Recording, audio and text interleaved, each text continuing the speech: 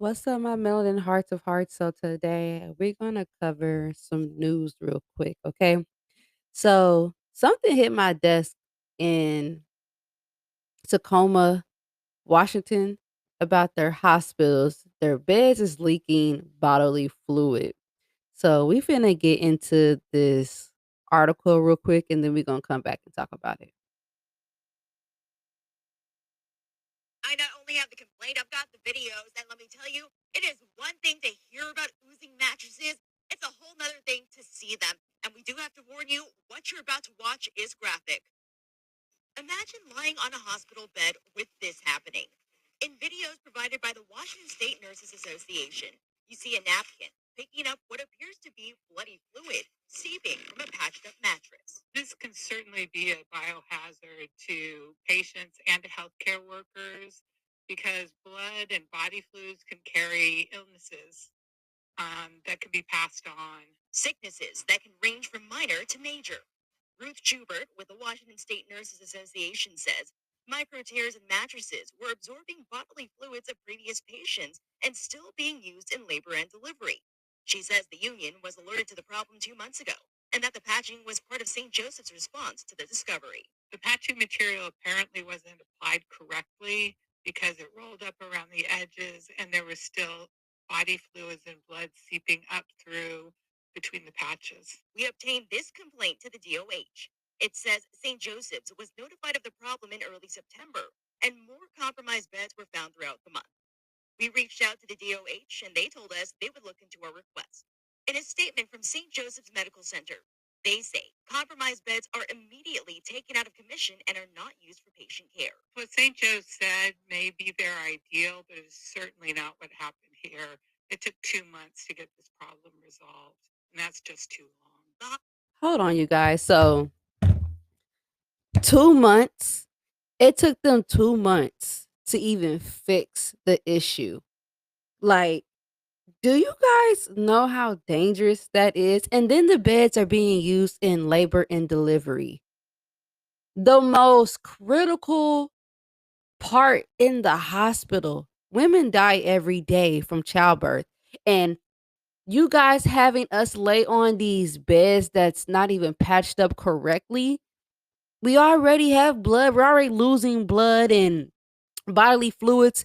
And yet we got to worry about passing other bacteria into our body from the bed that we're laying on from it just leaking.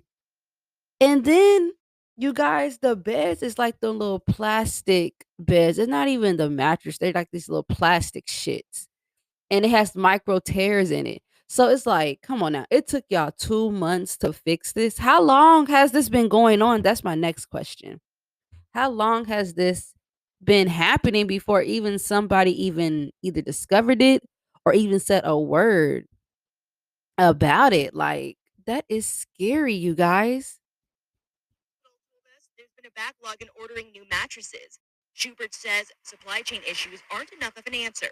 And since these oozing mattresses weren't found through routine maintenance, Schubert says there needs to be a better system for identifying these problems. Ultimately, is the responsibility of the hospital to maintain a safe environment for their patients and for their healthcare workers. And this wasn't resolved quickly enough. The next time you're in a hospital, the Nurses Association suggests you might want to take a Kleenex and pat down that hospital bed.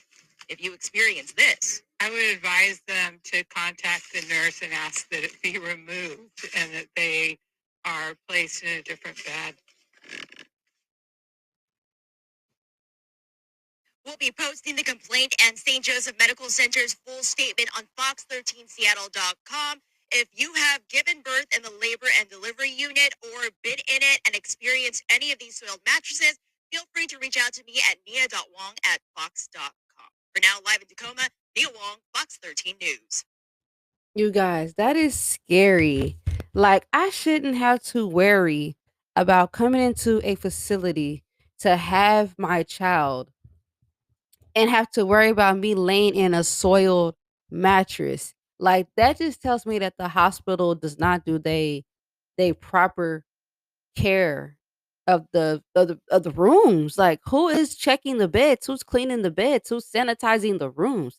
That's where my mind goes. Like it's already enough when we gotta go in, we got enough on our mind. We're trying to deliver a healthy baby. We're trying to hold on to our lives to where we make it out okay, but we gotta worry about a seeping bed? Like, that is crazy. And this is in Tacoma, Washington at the St. Joseph's Medical Center, the women and children. So, you guys, if you're in Washington, Tacoma, I have a friend that lives in Washington, Tacoma. He works at a hospital, so I will be talking to him about this.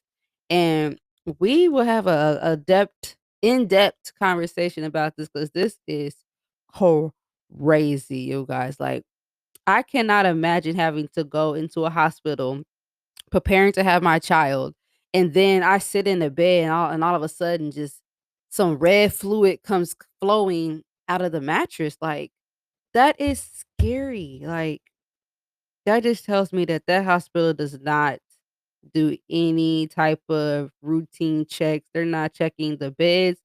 They're not following protocol. And then it's like, who is patching up these mattresses? If these mattresses have tears in them to where you gotta patch it, throw it away. And why is there a back order on mattresses? Like, what is going on? Like, I know these hospitals have the funds to replace the beds. As much as these beds be used in these hospitals, they should be replaced annually. Like, if not yearly or something. Like, come on now.